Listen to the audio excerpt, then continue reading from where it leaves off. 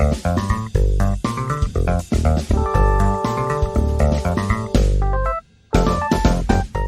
listening to Digital Now, an original business and technology podcast by Logic 2020.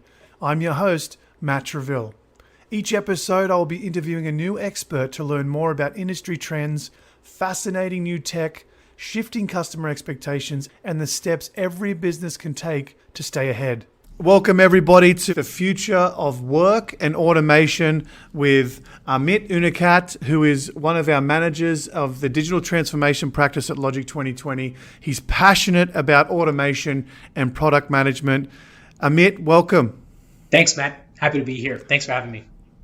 No worries. Mate, first of all, how are you? How's life these days? I know it's crazy right now, and I just want to make sure you're safe and healthy and all the good things. Yeah, all things considered, Matt, I'm doing pretty well. It's been about a year now since I've been in Seattle, and what I've been doing is I've been exploring. So just being outdoors, and I've got some great photos. I've really reconnected with nature, and I'm trying to make the best of it. How are you? Mate, I'm great, but I was going to say that is the perfect sort of hobby, perfect thing to go through when we're in a pandemic. Good on you. I wish I was doing the same thing, but mate, I'm good. Yeah, I've got a 9-month-old working from home, the whole mixed bag, right? So it's a learning curve for everybody. But anyway, we're here to talk about automation. How's that sound? You know what? I could talk about automation all week. It's something that you're seeing everywhere, and sometimes automation is happening and you don't even know that it's happening. You're just taking it for granted. Exactly. So what do you want to know? Let's talk automation. Well, mate, I want to know everything, and I know you're passionate about it, so thank you so much for giving us your time and being here today. I think it's going to be very valuable to those listening because you're right, it is everywhere. You can't turn around without hearing the word automation, RPA, all these different use cases for automation are popping up. So I'm glad we can dive into it. So my first question is, what is it? Is it a robot? Yeah. Is it software? What exactly does it look like? And I know there's many faces, so can you just dive into that for us and let us know the different types of automation that we're seeing? Absolutely. Yeah. And you already mentioned a couple of them. So first, I'll start off by saying I always think of automation the same way I think of our bodily reflexes. So it's something we don't have to think about, but it just happens, right? And I think it's the easiest analogy you can draw to automation in any sense of the word, whether you're looking at a business process that needs to happen by itself, or whether you're looking at a car that drives itself, or if you're looking at manufacturing processes where products are created, but they're being done without humans. The whole without human aspect is referring to the fact that no one has to be there, think about what's happening, and then intervene. As long as that's happening, you've got automation, right? And you already mentioned RPA, which stands for robotic process automation. That's one example of a software. And RPA is, at its most basic level, a software that goes into a system and performs the tasks that a human would without the human being present. And again, it comes back to this idea, as long as the human is not present, there isn't any effort from a person to think about what needs to happen next, then you've got automation happening. That's why it's everywhere, right? Because the convenience of it, what it can do for a business. Very interesting stuff. So my next question, where do AI technologies like machine learning, like for computer vision, natural language processing, where do they fit in? Oh yeah. So this is the latest hot topic. So I would say about 5 years ago, a lot of the emphasis was on very simple automation tasks. So it would involve anything that was deterministic, which is another fancy way of saying rules based. Now, where AI fits into this is it starts to tackle that thing that I alluded to in the first question, which was that thought process. So anywhere where you have had traditionally automation, you can't let it run without human intervention. That's where AI is now starting to fit in, because you've got computer vision, you've got natural language processing, you've got optical character recognition, all these technologies within the AI and machine learning world that are augmenting what automation can do. So traditionally, let's say you were able to tell a software that I need you to do X if Y and then Z. Now, what happens if X didn't equal Y and then didn't get to Z, right? You would need someone to come in there and intercept that automation and make sure it's working correctly. Whereas now what we're finding is you've got self-correcting models. You've got bots and automations that are saying, you know what? It's not always going to be that X goes to Y and then goes to Z. Sometimes X might go to B and then go to D and then end up at Y before going to Z. And even if it doesn't get to Z, it's fine. Those are decision points that machine learning is stepping in to fill. Because once you've got a sufficient amount of data, you can then train a model to say, this is what I really expect to happen. And if it doesn't happen, then you go and figure out what the next steps are. And I think the simplest way to think about AI with respect to automation is it really takes away the need for a human being to come in and say, is this working the way I originally designed it? Because the system will start to figure itself out. It'll start to train itself. It'll start to recognize patterns, and it'll just do the job, but not do it specifically in the way that it's being coded. It's very exciting stuff. Wow. That is very exciting. So is there stats around how accurate that is? I know there's probably different models and different softwares to use and different AI, but is there an argument for saying that's more accurate than a human, or is it still in the testing phase? Like, where are we in that process? Is it fully adapted? What are we seeing here? This is a very relevant question, Matt. Accuracy and the precision that the models can have, it's always a work in progress. I don't have a number specifically for you, and that's because it really depends on each use case. I will tell you, however, that it's predicated on data quality, right? So when you have a process that is relying on a machine learning model, the better quality of data that you have, the higher volume of data that you have, the more likely it is that you're able to then train the model in a very accurate way. Yeah, and it's ever evolving, right? As you said. So, and that's the beauty of it. It's going to keep learning and it's going to keep evolving and moving forward. So that's very exciting stuff. So robotic process automation, or RPAs, we've been talking about, is one of the leading ways that business to automate their processes. Can you talk about sort of some more use cases? Like, can you explain that to a 5-year-old? Because I think that's a really crucial point that the people listening to this will want to hear about. Definitely. The way I would explain RPA to a 5-year-old, a keen 5-year-old who wants to know, is it's basically a software. So something that sits on a computer that does work that a person does without the person being there. That's the very high level way to think about it. That 5-year-old at this point might be a little confused, in all fairness. But what I would say in terms of one of the best use cases to think about, and every company can imagine this, bringing on a new employee is a very repetitive process. So you have, once an employee has been offered a job, the process to get them enrolled into the various benefit systems, to get their payments and stuff sorted, and also to get them integrated into the environments that they need to work in, there's a lot of stakeholders that are involved in that, from HR to finance to IT. And this is one of the proven areas of automation that many companies who have started down the RPA path have already figured out. You can really reimagine what a business process should look like when you have automation in play, because you're now no longer relying on someone to be there to accept the information, to think about where this information needs to live, and then ultimately put that information in a system. And just so you know, I'm the 5-year-old. That's why I put that in the question. I need to be told like a 5-year-old. No, that's great. And you said you have a 9-month-old. I bet you your 9-month-old is going to be all up and over this by the time they're using their devices, right? Like this will be so natural to them that they won't have to distinguish between what is artificial intelligence versus what is just regular software. They'll just be like, yeah, it's a system. It's here to do my work, and here's how I'm going to use it. Yeah, it'll just be the normal, right? Yeah. I mean, she's already trying to use my phone, so she's already on the path. Anyway, working between different systems, that's got to be a huge time saver for any business, which, like you said, you can then go and put that time into more value-added tasks. I think that's crazy to think about that's not being adopted as quickly as potentially it should be. It's a fair point, and I'll say this before we move, I guess, to the next question.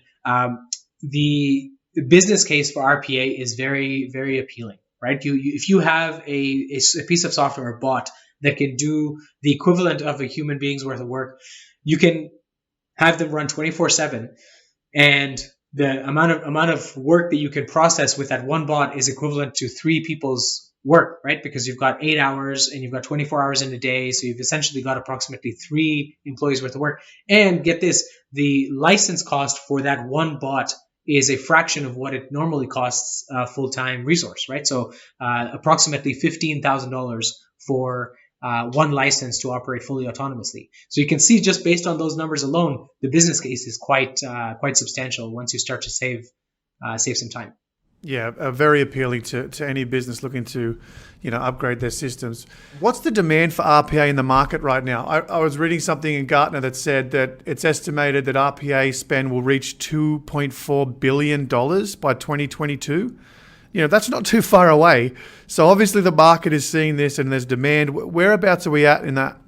Yeah, I think that Gartner estimate is actually an underestimation of what the market size actually is. Really? Because, what I'm hearing from the marketplace is companies like UiPath, companies like Automation Anywhere are looking to IPO, right? And we've seen Blue Prism, which was one of the first RPA companies to IPO. When they went public, their stock went gangbusters, right? Because a lot of people understood the value of what the software was bringing. And if I look up the stock today, 1.64 billion pounds.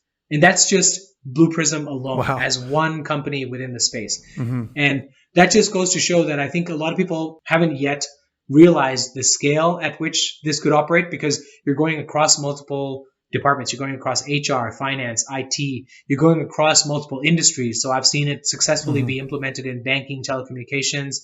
And the good news is that adopting this technology is a very short timeline. So it can be a matter of as short as 3 to 4 weeks, depending on the layout of your IT and kind of the decisions that need to be made. 3 to 4 weeks to go from identifying a process through to publishing it in production and having the automation run and actually perform the tasks that they need to. So, everything you're mentioning sounds like a benefit to the business, right? It sounds like you're saving time, small investment up front, big savings on the back end if you think about it. So why is it being consumed more? Why isn't there more adoption around it? Because it seems like the silver bullet, right? Yeah, no, great question. Fear of bots coming in and changing things around, that's definitely a critical aspect of it. The other few aspects to consider are that you've got business processes like onboarding new employees, like your finance processes, like your IT processes that become very critical to the benefits and the business case that you've outlined. And so in order for that to successfully be implemented, you can't start with just one or two robots and just go from there. You really have to have a broader plan of what is your operating model going to look like, who's going to support the technology in production, who has ownership of the designs.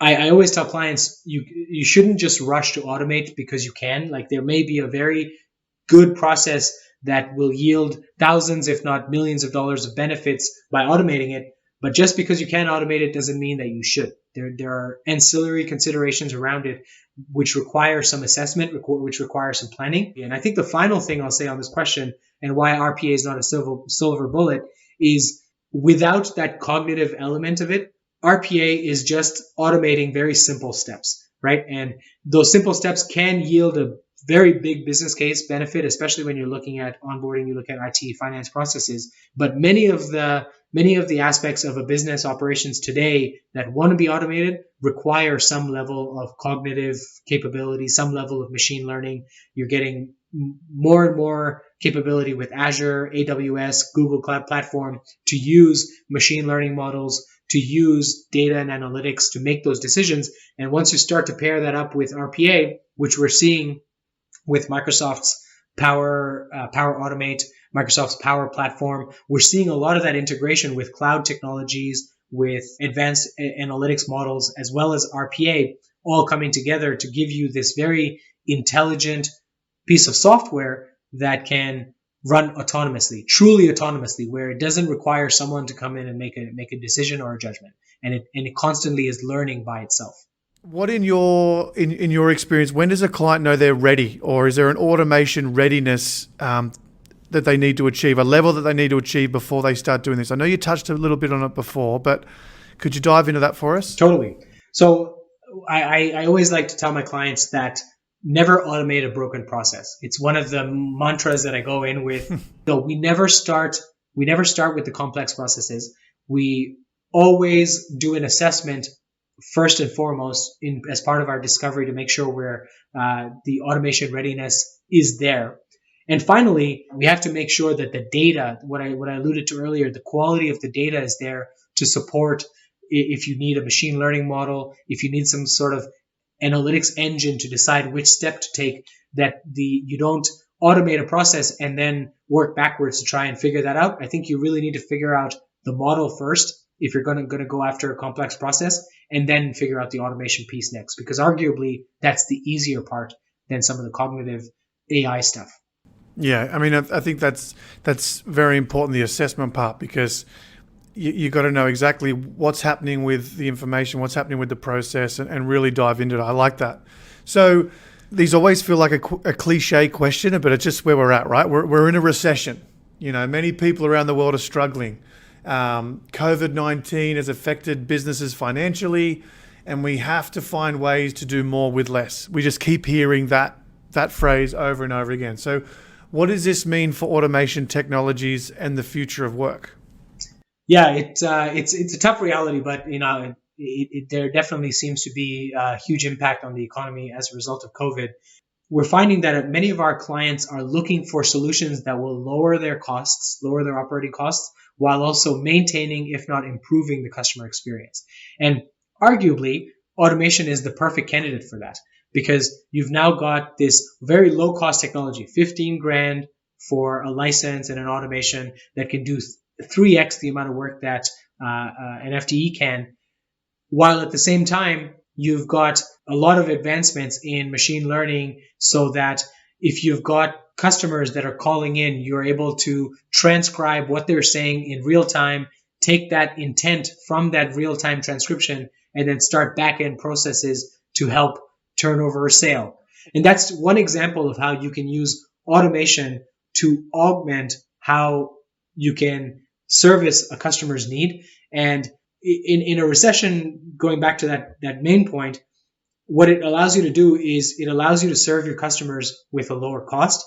It allows you to serve your customers with really some of the latest technologies. So it builds this loyalty, and it allows the employees to now focus on risk mitigation, to focus on the customer experience, to focus on building better products. So going back to this idea, a recession is the perfect time for an organization to really reinvent itself. But on that point, couldn't people also think, okay, well, that's going to take my job, right? Because there's going to be fear. The more artificial intelligence is implemented into companies, the more people are going to say, well, my job's going to go out the window. Is that true? Are those rumors true? And this, we have to blame Terminator for this. As soon as Terminator came out and Skynet took over the world, people started to fear this technology when it's actually being built to help us. So could you address those rumors or those feelings? Automation has been referenced as the fourth industrial revolution on the jobs market, right? It's really going to transform the way we work. In fact, our partner, UiPath, one of their quotes and their lines is they are representing the future of work. And if you look at some of their videos, you'll see that what they're alluding to is the fact that before, if you had a process and a company that was growing and demand was really swelling, you really have to throw people at that. You would have to hire more people. You would really have to make sure your workforce is there to serve customers and is there to transact all the stuff that needs to happen in the back end. Now, however, you've got this new capability of building out your virtual workforce. And the idea of having a virtual workforce that can pretty much infinitely scale at a fraction of the cost, that is really what's driving a lot of the disruptive force behind automation in the labor market. And even though there is a disruption happening in the jobs market where automation is taking over certain things that people used to traditionally do, it is also creating new jobs where people who are now designing those automations, supporting the automations while they're in production, and also working on the AI and machine learning elements of those automations, those are new jobs that are being created from the effort. Frankly, there were jobs out there that aren't suitable for anyone to do, and there could be safety aspects related to it. There could be the fact that the job was so, repetitive and cumbersome that it introduced risk to the organization. We would rather have employees focusing their time on how best to serve customers, how to mitigate risks that may be coming down the pipeline. And in order for them to really focus their time on those value add activities, we really have to have them focus away from the manual repetitive work, which is perfectly where RPA and automation really fit in. It's a very powerful pivot to go from fearing this technology to now saying, how can we use this technology to actually accelerate our growth? And I do believe that automation becoming even more prevalent than it has, it's going to give us as workforce more time, more energy, and more capability to be more creative in the products that we develop, in the way we have customer experiences, maybe even reimagining what our work weeks look like. We've structured society Monday through Friday and then the weekends around work, right? Maybe that doesn't need to be the case anymore. Maybe now that we have AI and we've actually proven with COVID that, hey, everyone can work remotely, right? So that's already disrupted education, it's disrupted healthcare, it's disrupted many service businesses, and unfortunately, it's disrupted places like restaurants. But everyone has adapted very quickly in this new setting. And I think the same thing will have to happen when AI, I think the moment we achieve singularity, where AI really becomes self-aware, that is going to be equivalent to like a COVID event where all of us are going to have to completely reimagine how we use technology, because all of a sudden the technology will be aware of us, right? It'll be aware that we are using it to perform our actions. So I think it's not a matter of if it'll happen, I think it's a matter of when. And those companies that are investing heavily in this space today, while they may have higher capital expenditure against their peers who maybe not, I think they'll end up being the forerunners and the ones who come out in front, especially when the growth cycle continues. And those that don't invest, like those companies that weren't able to pivot during COVID, they would have to shut down. Well, mate, I tell you, if you tell people it's going to extend your weekend, I think you're going to see adoption rates go through the roof, right? I agree. Right, so, yeah, I mean, as soon as you said that, my eyes lit up. So anyway, okay, let's wrap this up. What's the most important thing you want people to take away from this conversation? Whether it's about the future of work and automation, like the trends we're going to see. What's the most important thing people should be thinking about after listening to this? Yeah, I think one thing that we haven't really touched on that I'd like people to take away is, even if you aren't a developer or coder or software engineer, doesn't mean that you can't benefit off of these tools. Many of these tools are being built in a way that are intuitive for a business user to use, and their user interface is built in such a way that allows you to drag and drop. It allows you to really work your way through a defined workflow to build an automation.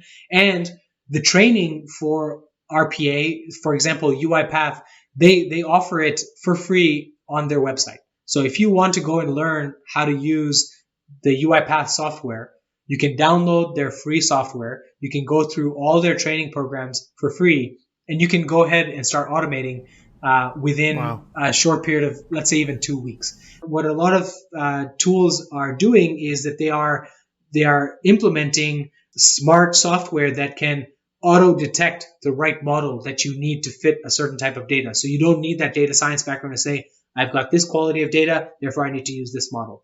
And so going back to this idea of the key takeaway, it's becoming accessible to everyone. And this idea of having a democratized set of technologies where you've got citizen developers in any organization coding, building, innovating, I think that's what the future of work looks like. It's no longer that, hey, Matt, go process these 1,000 invoices and we need to get it done like yesterday. It's like, hey, Matt, we've got a backlog of 1,000 invoices. Can you come up with a technology solution that will automatically process this with low risk, high accuracy, and a fraction of the cost that it would have taken you to complete? Wow, that's mate, I'm excited for the future because that's just so important, especially now. But we do have to wrap this up. I know you've got to go. Thanks again. Really appreciate this, and I hope we can do this again. I enjoyed this. I would love to. Thanks, Matt. Bye. Thanks very much. You've been listening to Logic 2020's podcast, Digital Now. To learn more, visit our website at logic2020.com or follow us on social media. See you next time.